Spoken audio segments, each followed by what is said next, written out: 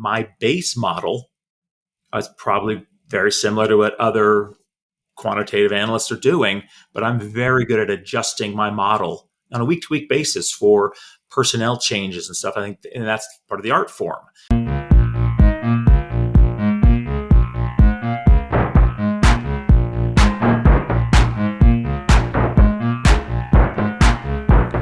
Welcome to another episode of the Football Analytics Show. My name is Ed Fang, your host. On this episode, I am thrilled to have Bob Stoll on the show. He is a legendary pioneer in the use of college football analytics for betting. Among other topics, we talk about how his college football analytics work. We also talk about the rule changes this year that could impact college football totals. Along the way, we discuss teams such as Kansas, Georgia, and Washington. The Football Analytics Show is brought to you by the Power Ranks Sports Betting Newsletter. This is a free service that strives to be three things. 1, valuable. 2, concise. 3, entertaining. Every week, I send out 5 Nugget Saturday, my curated list of sports betting tips, analytics, and humor. This is the newsletter for those of you looking for action on any given weekend. To sign up for this free sports betting newsletter, go to thepowerrank.com. That is my site for better sports betting information through data and analytics. Once again, that's thepowerrank.com.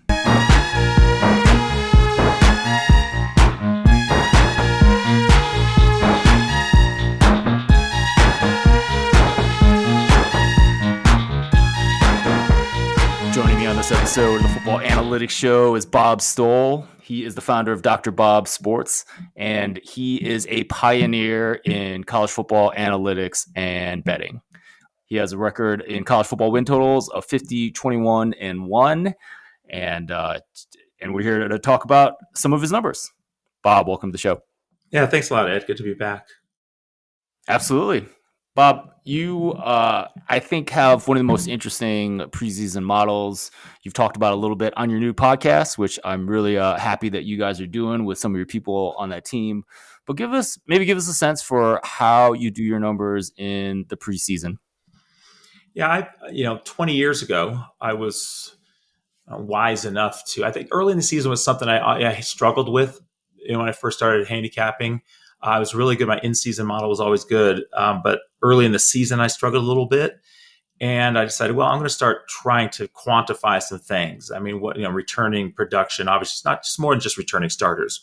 So what percentage of every statistic you can think of is returning? What percentage of tackles for loss? What percentage of passes defended? What percentage of rushing yards? How many starts does the starting quarterback have? What year is the starting quarterback? Is he returning starter, et cetera?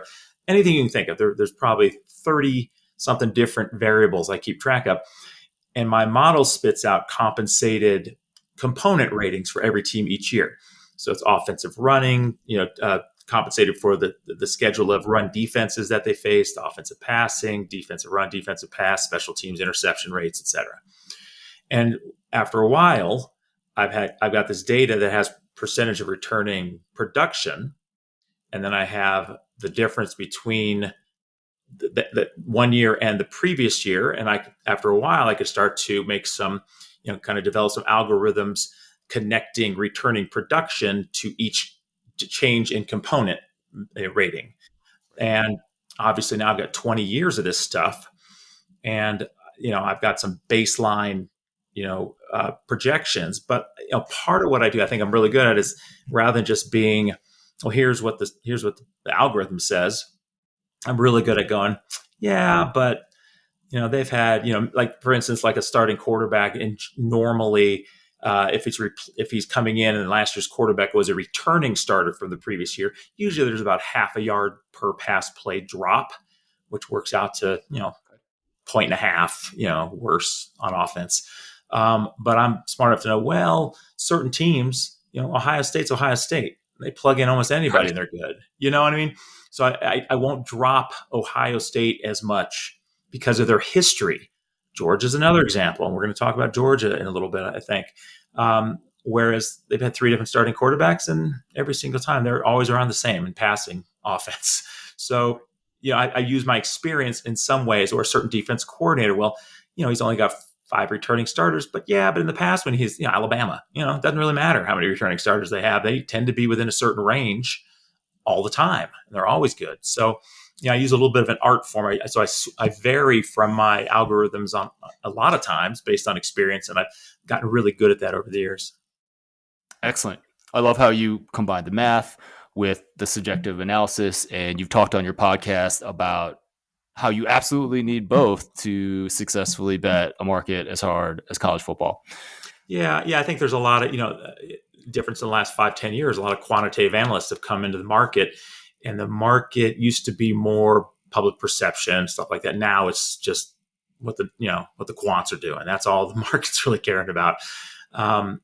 And my model used to have a huge edge. I mean, in the 1990s, 2000s, I had a huge edge. My model had a big edge over the market. I would say now with all the quantitative analysts coming in, that my base model is probably very similar to what other quantitative analysts are doing, but I'm very good at adjusting my model on a week-to-week basis for personnel changes and stuff. I think, and that's part of the art form. And I've been really good at that. I think a lot of people are really reluctant to vary from what their algorithms telling them, and they don't adjust, the detail that I adjust for all kinds of different things as far as position groups. So I think that's another way that I have an edge now. I used to have an edge just because my model was better. Now I have an edge because all the experience I have from 37 years doing this of adjusting for personnel changes. Absolutely. You talked about that a lot on a previous episode, how you leave no stone unturned every week. And people can check that out if they're interested. But one thing I wanted to ask you about, you mentioned you had 20 years of college football data. So you're looking at how a team's compensated rating, so basically how, yards per carry or something like that, after you make your adjustments, how that changes from year to year based on who's coming back, essentially, right? So my question is, 20 years is a long time, and the game of college football changes. Obviously, some things are going to persist, but in looking at that data, have you found some things that persist, while other things you may not, you would refuse to look at data from 10 years ago because the game has changed? Well, in this case, I haven't really found that differences in performance levels have changed that much from what I would have predicted 10 years ago to what I'm predicting now based on the same returning starter data, returning player data. I really haven't found that it's changed that much. In fact, the algorithms I still use go all the way back to 2004 when I derive these every year, when I tweak them every year. And the last 2 years have been my best 2 years of college win totals and priors in general. So I haven't seen any reason to, cut off going back to 2004, because it continues to, the more data, the better, as long as that data is relevant. And I haven't found any reason for the data that I'm using here to change. Now, in other ways, I have adapted to changes. In my in-season model, obviously things are a lot different. Teams run the ball more, and there's just different things about the game now than there was 20 years ago. And I've had to adapt my model to kind of go with those changes and adjust for that stuff. But as far as the priors, that's pretty much remained the same. The big difference is talent rating. Recruiting rating is part of the secret sauce. And now that's a lot different because of transfers. And so now it's more of a talent rating sort of thing rather than just recruiting ratings. But I've handled that pretty well, and I don't have a lot of data on this new thing I've been doing the last couple of years where it's more of a talent rating. I don't have a lot of data on that, but I've been really good at adjusting because the last 2 years have been my best 2 years as terms of priors go. So I've been really good at adjusting. A lot of that again is just feel. If you got a returning start, like obviously if you got a returning starter coming from, if you got a guy that played at Michigan and he decides to go to UTSA, well, that's going to be a big impact. But if you got a guy that was a starter at UTSA going to Michigan, it doesn't move the needle for me. So it sort of depends. It just depends. But I've been really good at sort of, trying to look at this new talent rating kind of thing I have, but also still doing it based on feel and, what do I think really applies here? Um, so it's still a combination of things until I get more data on how the talent ratings project compared to what I used to use, which is recruiting ratings. So, I'm still a work in progress, but I mean, I've been good at it so far, adjusting for these transfers things. I mean, Colorado was obviously the weirdest thing I've ever had to do, but I think I've got them pegged pretty much right around, as it turns out, right around where the market was. Um, after doing all this stuff, I'm like, oh, I pretty much have them on market. I seem to make the right calls there. But that's an interesting team. We'll see. We'll see what happens there. Yeah, no, I'm obviously fascinated with what happens there. When you do your talent ratings, are you relying on other sources of data to get started and then making your adjustments, or are you trying to do everything from scratch? Part of it, a lot of that is just what was that player's original recruiting ranking, right? And there's different sources of that, 247 Sports and all Rivals and all these different recruiting ratings that come out. So part of that is that, but part of it is sometimes recruiting ratings are just wrong. Last year, Jacob Cowing, wide receiver from UTEP, didn't necessarily have a great, I think he might have been a 2-star or 3-star coming out of high school, but he was a 4th-team All-American at UTEP in 2021 with a horrible quarterback. Then he goes to Arizona last year, and I'm like, this guy is a difference maker. And that was part of the reason I had Arizona going over 3.5 wins last year, because I thought their offense was going to be fantastic. And a part of it was Jacob Cowing. So sometimes recruiting ratings don't always tell the story. And in those cases, I'm like, all right, this guy's averaging, 10.5 yards per target with a quarterback that completes 52% of his passes. Right. Now, he's going to make a difference. I mean, Delores, the quarterback now at Arizona, and this guy was the Pac-12 freshman of the year at Washington State the year before. So he's coming into Arizona, in that case, it wasn't a talent, it wasn't his recruiting rating that made the difference. It's like, this guy actually produces and it's going to translate. So it's a little bit of both. It's For sure. And when you're doing that, like, obviously you're looking at, for example, Jacob Cowing's production on the field. Are you blending in any watching of games or anything like that? Or are you mostly sticking with the production? No, people ask me, well, you must watch a lot of games. Do you watch all the games? I watch no games. I mean, I might watch a game if I happen to be around. My day off is Saturday.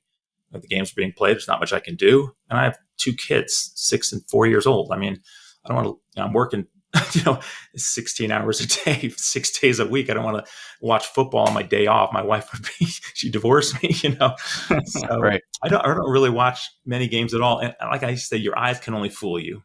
You might catch a team, you might catch a game and see a team playing unbelievably great and not understand the underlying metrics that are happening in that game.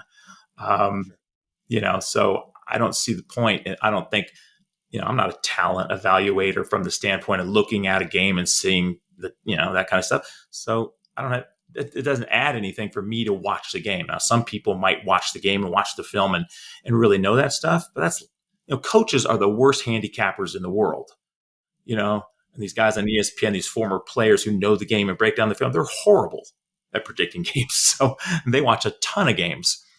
So I don't watch the games because I don't have time. And I think it may help me, to be honest. Awesome. Bob, they are going to be change of rules in college football this year. The clock's going to continue to run after first downs like they do in the NFL. It's not going to stop like it has in years past. I don't believe that happens at the end of in the second the last 2 minutes of every half. Correct me if I'm wrong, please. But you've looked into this, so how does that kind of change your analysis? Yeah, so the clock will only stop after a first down of a player that was tackled inbounds, because obviously the clock will still stop if a guy goes out of bounds, except for the last 2 minutes of each half. Now, when I first did this, I sort of came up with some projections. I kept hearing, I was reading some stuff, and I'm like, people think maybe around 2 points. That might be what it ends up being. And then I read something from the secretary editor of the Rules Committee, Steve Shaw, said that they're expecting to reduce the number of plays by 7 per game. I thought, all right, well, that probably includes punts and kickoffs and whatnot, extra points maybe. And I thought, well, that's probably in the neighborhood of 5, 6 plays from scrimmage a game. Then I had some other stuff like, well, but other, it might change the way teams play. Also, they might, hurry up a little bit more than they used to, and and I ended up coming up with 4.4 plays from scrimmage less per game. And that was my initial thought. Is this per And then, team or is this for no, both per teams? game, for both teams combined, 4.4 fewer plays from scrimmage, excluding kneel downs and all that stuff. Sure. And then I read something that Bill Connolly, who does some analytics, SP Plus, and does some analytics for ESPN, and he wrote on it, and he said, "Oh, there are 38 first downs per game, and a certain percentage of those, within the, before the 2-minute warning, basically." And he came up with 5.3% of the game. It would, the game would be 5.3% would be cut off. And I'm like, well, now you're talking 7 plays a game, total, 7 plays from scrimmage. And I thought, God, if that happens, we go from, 54, it was a 54.8 points per game last year. I think 54.3, if you exclude overtime. And I ended up coming up with my average being like 52.0 or something with my 4.4 adjustment. You would get down to like 50 points a game if it ends up being what, Bill Connolly thinks. So we're going to find out. I mean, games tend to go under in week 1 anyway. In general, if you look back the last 10 years, whatever, I mean, there's certainly more unders than overs early in the season. So it'll be interesting to see, but I'm not playing any overs. Let's put it that way. I mean, I'm sort of on the conservative side. I think the average market total was 52.6, I think, at least when I added up last week, and my average was 51.9. So I was a little bit under market, which is fine. That's kind of where I wanted to be with my 4.4 plays from scrimmage less. And it could be lower than that. So I could see it going down to maybe 50. And we're going to find out right away. I mean, after this first week is over, they're going to make that adjustment. So for sure. But I mean, we do have a week 0 slate of games. We have a couple games in there.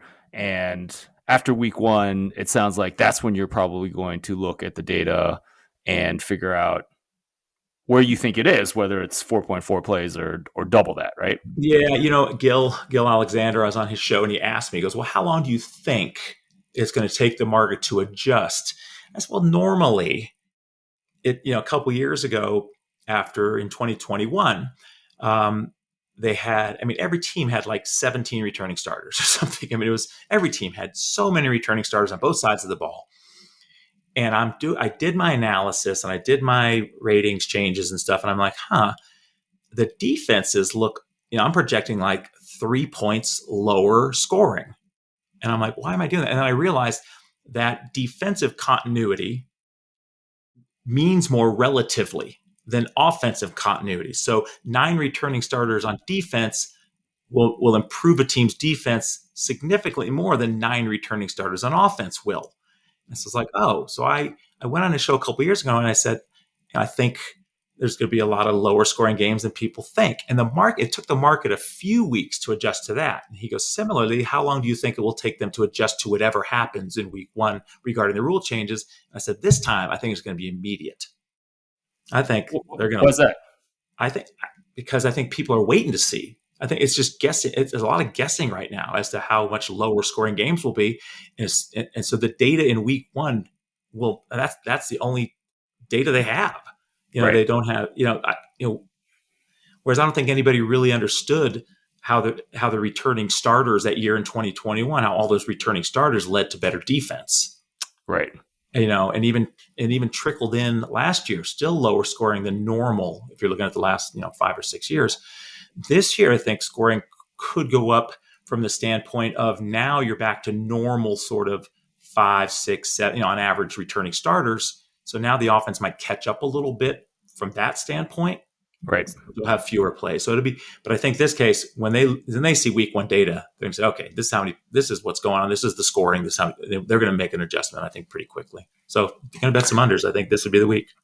Interesting. Are you betting a bunch of unders? No, I took Alabama, Middle Tennessee under next week in week 1, just because I think Alabama's going to be play a conservative game plan. I don't think if Milroy is the guy, which I think he's going to be. I think both quarterbacks will play. They're both good runners. Milroy is an exceptional runner. Why would you have this guy running around against Middle Tennessee State, scampering, scrambling 10 or 11 times when you got Texas coming up the next week? And why would you show off your offense if you got Texas coming up the next week in Middle Tennessee? So I think they're going to play conservatively on offense, and Middle Tennessee State has a strong run defense. They were really good against the run last year on a national scale, not just on a Sun Belt scale. On a national scale, Middle Tennessee was really good against the run last year, and I think they got their entire defensive line returning. I mean, they're going to be solid against the run. Again, Alabama's going to score points, but I just think there's going to be a lot of running.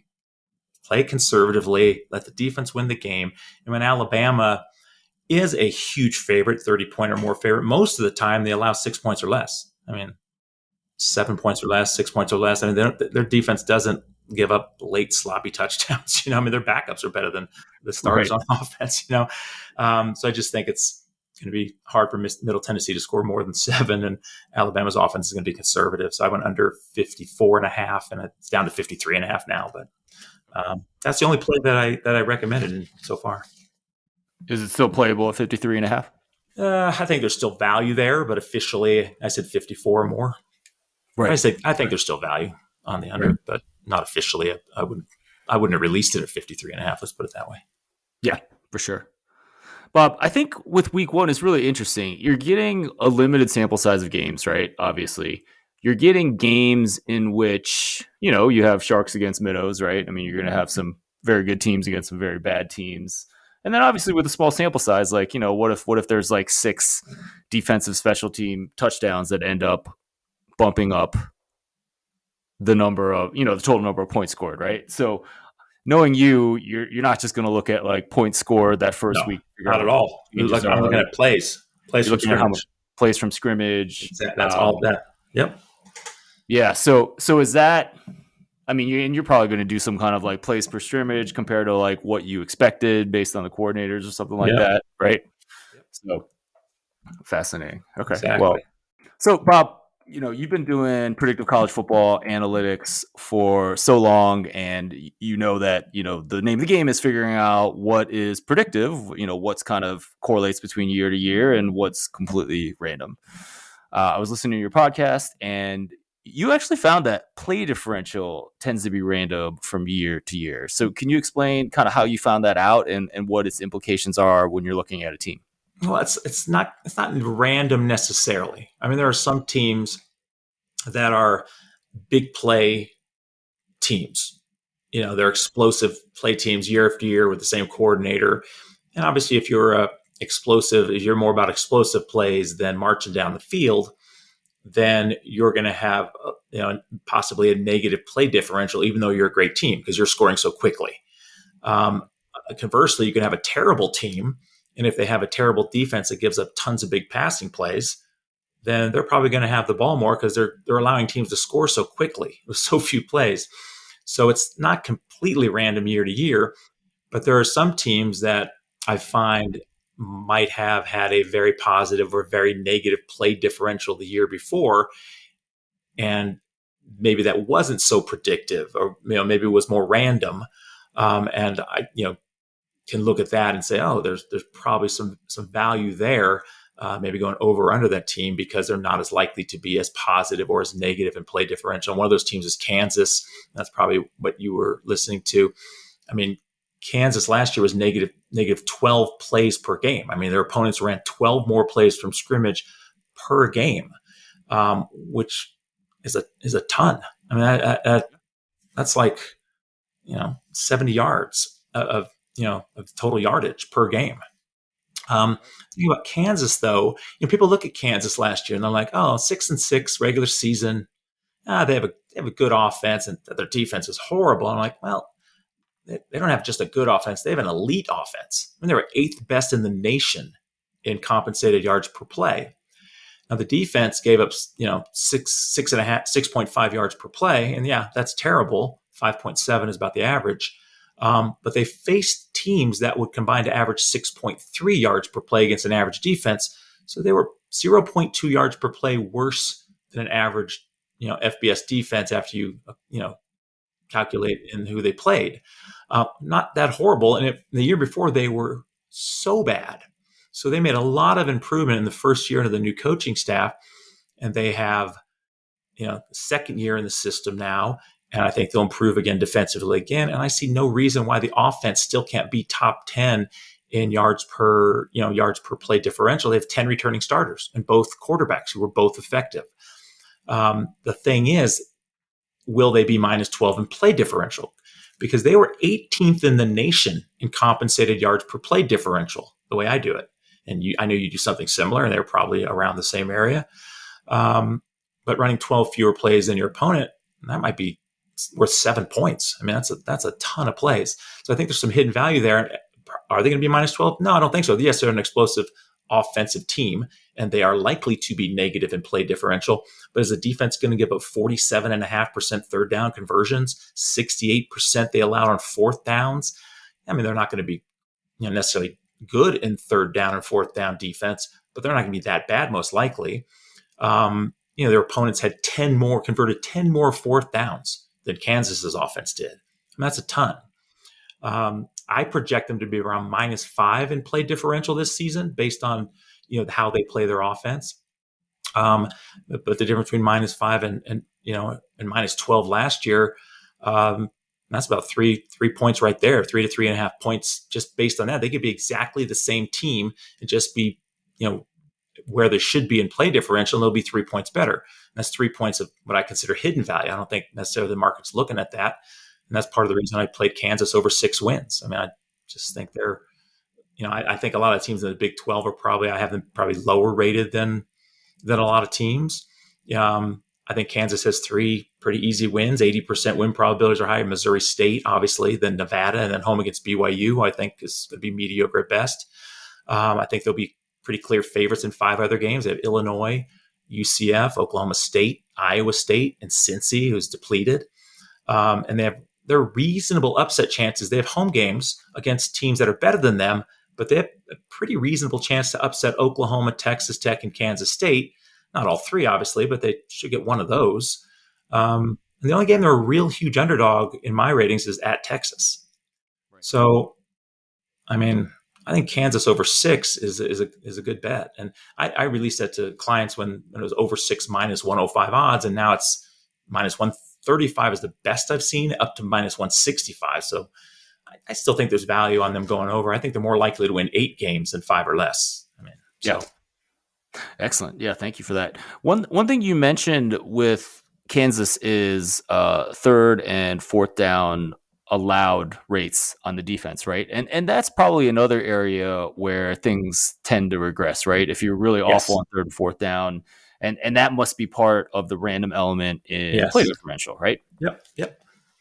Yeah, it is. And there are some teams that are just consistently good or consistently bad or worse than expected. I mean, you could, I have a formula that can say what should the third down percentage offense and defense be based on certain metrics, completion percentage allowed, rushing yards per play allowed, rushing success rate allowed.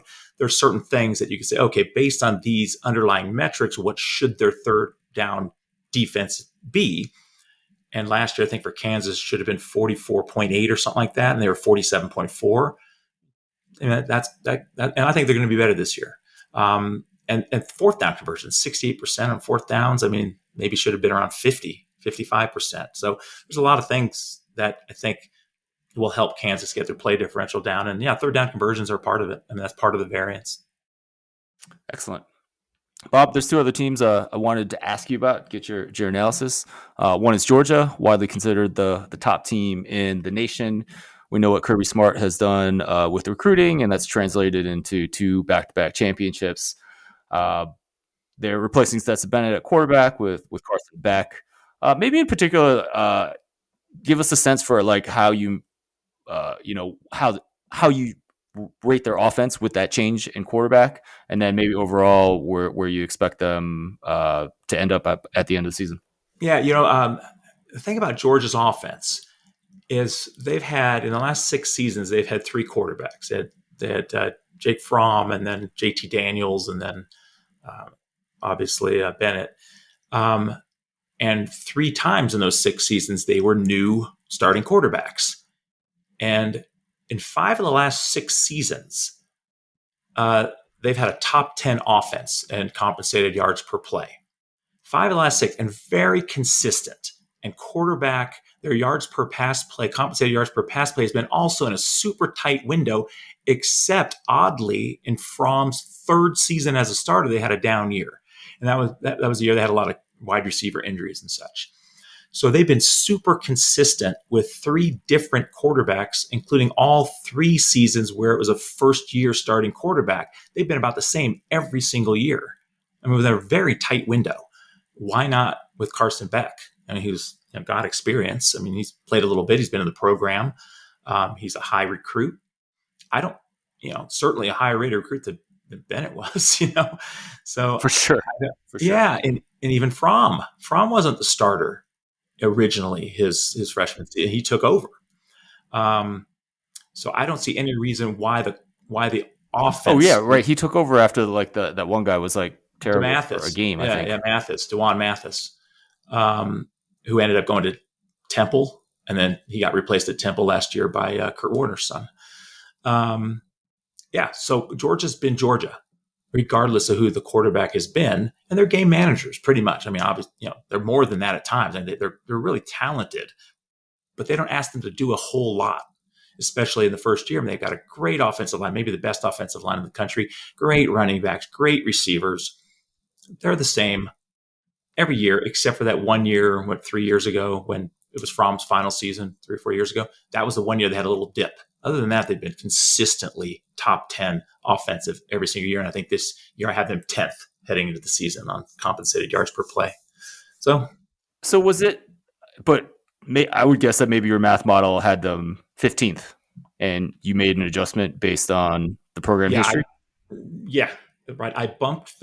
So I'm basically just, instead of the quarterback, replacing a veteran 2-year starter or more quarterback would normally be, like I said, a half a yard per pass play worse on average. In this case, I maybe bumped them down 0.2 or something. I mean, barely moved them down in pass offense. So I probably have them higher. And I definitely had them higher than what the algorithm would have come up with. Yeah, that's fascinating. So you have them first in the nation, and obviously high expectations for. Yeah. 2 years ago, and you might remember this, I had Georgia number 1. And I might have been one of few that had them rated first going into that 2021 season, the first year they won. Last year, I actually had them third, I had them behind Alabama and Ohio State last year going into the season. They won again. And this year's team, I think, about the same offensively. And remember, last year's the 2021 team had an all-time great defense. They were significantly worse last year defensively, I think like 0.7 yards per play worse compensated. And they only had 3 returning starters. And they were still the second best defense in the country in my ratings, even though they were significantly worse. Now they have 7 returning starters. So they're much more experienced than they were heading into last year. And I mean, they're still the top first or second best defense in the country. Again, I mean, they're going to be probably better defensively than they were last year. And overall, I have them first again heading into this season, although the gap's closed a little bit. I have Ohio State just a half point worse. Right. Excellent. All right, Bob, let's go on to another team that I wanted to ask you about, and it's a team that I'm trying to figure out myself, and that's the Washington Huskies. They returned Michael Penix, a quarterback, player I've always been impressed with, and I think they have a lot of their top receivers back. So the offense was pretty great last year. You get the key pieces back there. The defense was not good last year, and that might be the unit that ends up holding them back. What's your take on Washington heading into the season? Yeah, Penix surprised me. I mean, his first 2 seasons at Indiana, he was good. especially Yep. given the talent that Indiana does not have at the receiver position. And then he sort of was banged up, and the receiver position got even worse in 2021, and he was terrible. I was like, all right, so he's coming to Washington. Yeah, he'll be better. Will maybe be as good as he was, in 19 and in 2020, possibly even better because the talent level's better. But he was much better than I think anybody expected. I mean, 8.2 yards per pass play. In Right. compensated yards per pass play, ninth in the nation in my ratings. He's got all of his receivers returning. The top 6 pass catchers are back. Wow. The only difference, and I find it hard to think he'll be much better than he was last year. You got to make maybe some improvement, but that's when you're that elite, Right. even though you have returning receivers and the quarterback's back, it's really hard to improve on that level. So maybe slightly better in the pass game, but the run game, I think, is the issue. Wayne Talapapa, who averaged 6.3 yards per run last season, was their main back. He's gone. Last year's backup and projected starter this year, Cam Davis, is injured. So it looks like Dylan Johnson, who was a running back at Mississippi State the last few years. He averaged 5.2 yards per run in 3 seasons at Mississippi State. But it's easy to run at Mississippi State because they don't run that often. And they spread out everybody, and so there's more running lanes for running backs. So I don't think that 5.2 yards per run at Mississippi State is going to transfer. Maybe he was behind Cam Davis on the depth chart, and Cam Davis averaged I think he's 4.9 yards per run last year, so pretty mediocre. So I think the running game is going to be their issue, but that might just force them to throw more. And if they throw more, that's good. So I don't think they'll be quite as good as they were last year overall, because I don't think the running game is going to be as good, but they're still going to be explosive. And the defense, you mentioned, they were not good last year. They were actually slightly better than average on a national scale when you compensated for all the really good offenses that they faced. But I think they'll be better this year. They have 7 returning starters, and they add cornerback Jabbar Muhammad, who was a starter at Oklahoma State and had 10 passes defended. And Oklahoma State had a good pass defense. So I think Muhammad, he's going to step in right away, is probably their best corner. So you have 7 returning starters plus really another returning starter, Muhammad. So I think they'll be about 3 points better defensively on a compensated scale than they were last year. So I think they're improved overall, and I have them 16th in my ratings now, right bunched in with Oregon and Utah. I think I have Oregon 15th and Utah 17th. Right. USC I have a little bit higher, and that's assuming USC's defense goes from, talk about bad, I mean, they were dreadful on a national scale. And if they just are average defensively, then they're a top 10 team. So USC maybe a cut above Oregon, Utah, and Washington, but I mean, it's going to be a fun year in the final season of the Pac-12, and the Huskies get 2 of those top 3 teams at home. They're at USC, which is a problem, obviously, but they get Oregon and Utah at home, so they should be in the thick of the race. I think it's going to be a fun season in the Pac-12. Bob, when you do defense, you talked about the Muhammad cornerback coming from Oklahoma State.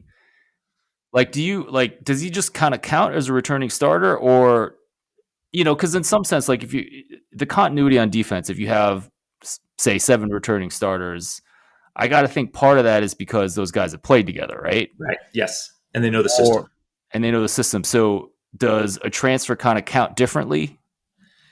In a way, I do count them. I think Muhammad is better than the corner that he's taking the place of, but I sort of slid him in there as if the last year's cornerback that's no longer there is still there. He's like, I think Muhammad's better, but for those reasons, like you mentioned, he doesn't know the scheme, the continuity, etc. I do think, if he were still at Oklahoma State, I'd value him more as a returning starter than I did at Washington, but it's not that much of a difference. I think with cornerbacks, you can either cover or you can't. He broke up 10 passes, which double-digit pass breakup is good. So I think, I think it'll likely be an upgrade, but I sort of just made it as if the cornerback that left was coming back and kind of used his numbers. Sure. Sure, and that was a subjective call on your part. Yeah, yeah. Bob, you also talked about how you have some question marks about the run game for Washington. Maybe give us a sense for like how you combine, the run, the pass to look at an offense Well, overall. yeah. My models, my in-season model, even the model I use using my priors, is all matchup based. If I don't think Washington only ran it 38, 39% of the time last year. And I think probably even less. So it's sort of a combination of how many times they run and throw and what I think their yards per rushing play and yards per passing play, normalized, obviously, will end up being. But then as far as who they play, if Washington matches up against a team with a really strong run defense and a mediocre pass defense, well, that defense might be good overall because they're really good against the run and average against the pass. But if they play Washington, they're going to get torched because Washington is going to take advantage of the thing they do worse, and that will play out in my model. And Interesting. there are examples of this. I mean, the most extreme example I can think of was a few years ago, and it was Georgia Southern playing. It was like Louisiana Lafayette, or it was one of the really good teams in the Sun Belt, and it was a super rainy night. Like huge winds. Oh, it might have been Appalachian State. It was when Georgia Southern ran the option, and they were like a 20-point underdog. It was like a Tuesday night or Wednesday night, one of those late season Sun Belt games during the week. It was like 30-mile-an-hour winds and rain and stuff. And the thing about Georgia Southern is they were not a good team that year. But what they were was they were a running team, and they had a really strong run defense and a dreadfully bad pass defense. And it was Appalachian. I think it was Appalachian State because they were playing Bryce, the transfer from Clemson. This one, Appalachian State had a pretty good pass offense. And I'm like, well, they're not going to be able to throw it. There's 30-mile-an-hour winds. So App State's going to have to run the ball. And that plays into the strength of Georgia Southern's defense because they were a better than average run defense on a national scale and one of the worst pass defenses in the nation. Well, relatively, if Appalachian State's going to have to run the ball more, their defense becomes relatively much better in a matchup like that. And then you got Georgia Southern. Well, they run the ball at the time. They were running the ball 80% of the time anyway. So the 30-mile-an-hour winds don't affect them.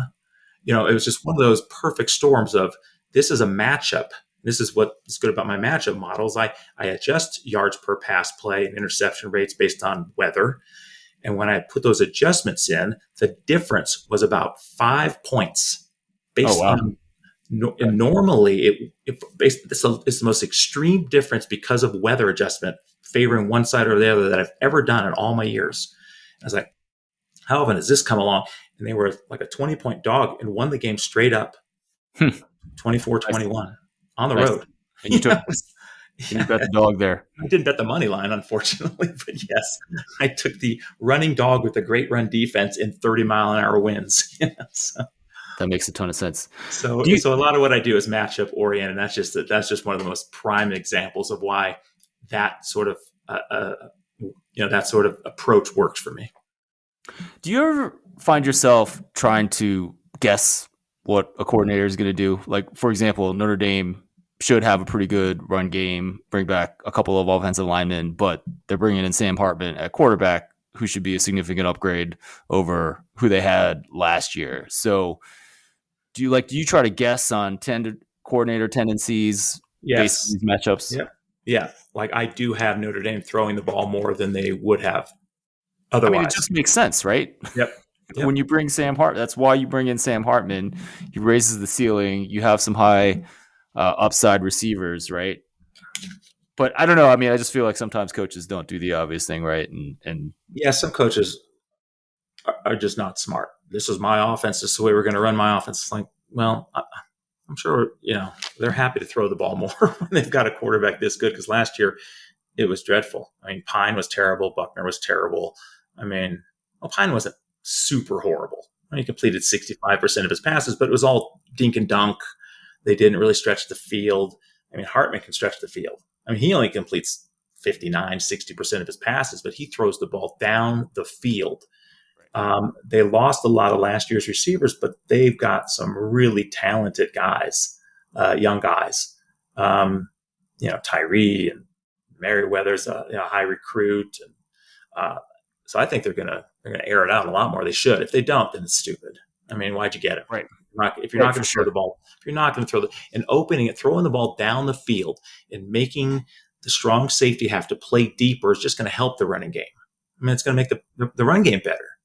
Right. And they play a Navy defense that, by my numbers, was great against the Terrible. run and terrible against the pass. Yes, great against the run, terrible against the pass. The thing is, Notre Dame is elite in pass defense and mediocre last year against the run. They should be better than average, half a yard better than average against the run based on their talent.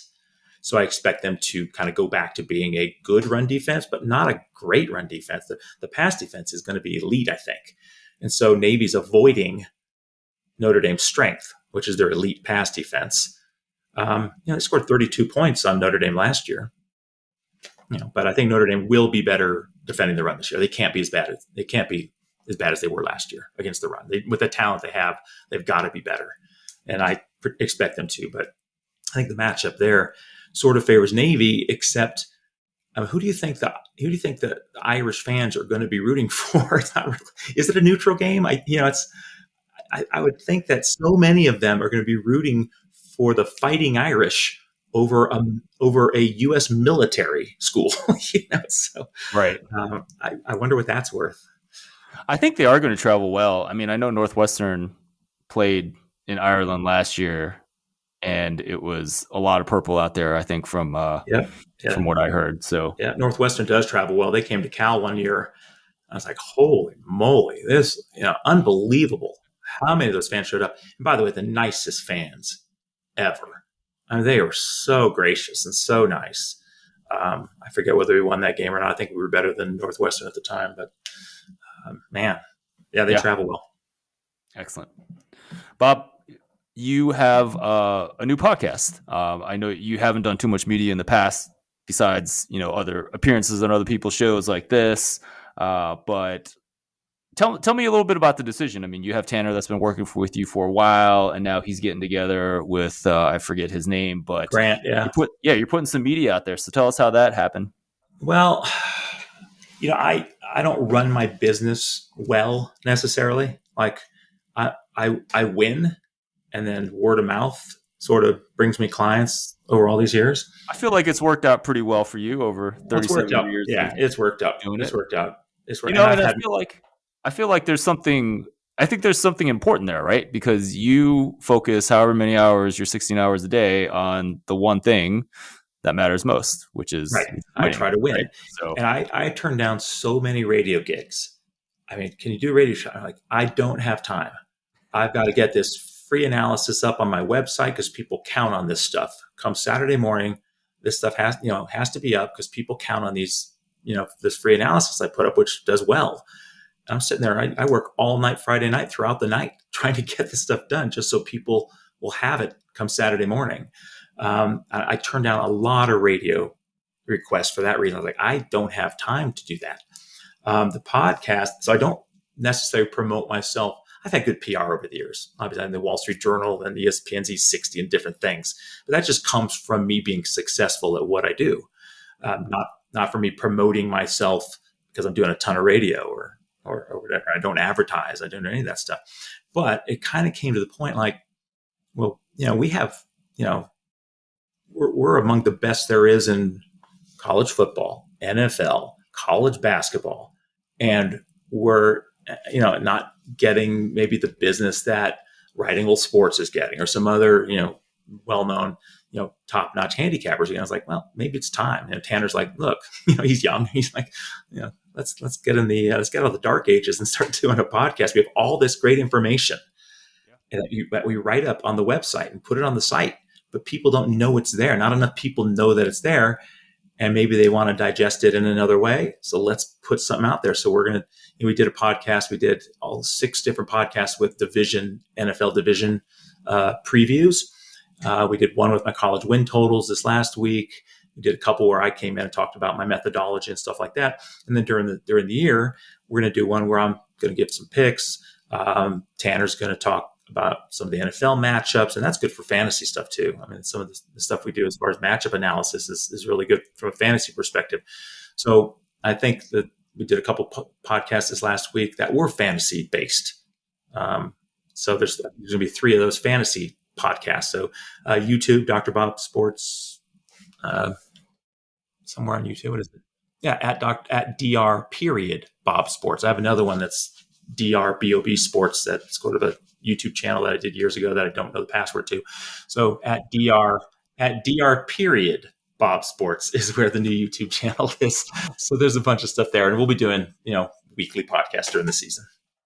Bob, you're definitely rocking the technology there. Yes. So it sounds like you're going to do 2 shows a week during the season, like one NFL, one college, or is it just one show? I don't know. Don't know yet. We'll see how the timing. I think we're ideally going to do 2 a week, and then when I start working a ton, I'm like, I don't have time for this crap. Yeah. Well, I mean, you could just let Tanner do the NFL one, and then that's true. And then on Friday, I can roll in and do a college one. Your college football win totals one, which I listened to this morning, was like 24 minutes. Yeah, not bad. Digestible. Yep. No, it was great. I was prepping for this podcast, so I, you listen at double speed and you talk so clearly that you can pick up everything, and a lot of good information in there. So you're the one that listened to it. You guys got more. Come on, we can look at the listen numbers, man. 188 had 188 views, but I just put it on. It was just put on yesterday. Yeah. Yeah, for sure. I've definitely had people email me about asking you guys to get a podcast feed up. So hopefully that will happen sometime in the near future as well. Dr. Bob Stoll, thank you so much for joining me on this podcast. Please let everyone know where they can find you and then all the services on your website. Yeah, so I don't like to plug, like come to my site and pay for stuff. I mean, no. Most people just come to my site. What you're supposed to do now. Yeah, but most people come to my site, and the free analysis on there is great. It's a good introduction to the type of analysis I do. So every Friday and Saturday morning, all the college games. I can't do written analysis in every game, but first week there'll be tons of written analysis, and the games this weekend are already up there. So if you go drbobsports.com. College, click on free analysis, and you'll see the write-ups. It's kind of brief write-ups I have on 6 games for this weekend. And then early next week, I'll have all of week 1's games up. NFL each Thursday afternoon, we post a ton of written analysis about the NFL games. I withhold the ones I'm releasing to clients as bets. If you want to subscribe to that, you can do that. There's weekly, 4-week packages, season packages, and all past records are on there. And most seasons we win. So it's worth checking out if you're serious about it. Awesome. Bob, thanks again for your time. Yeah, great to be on it. Thanks.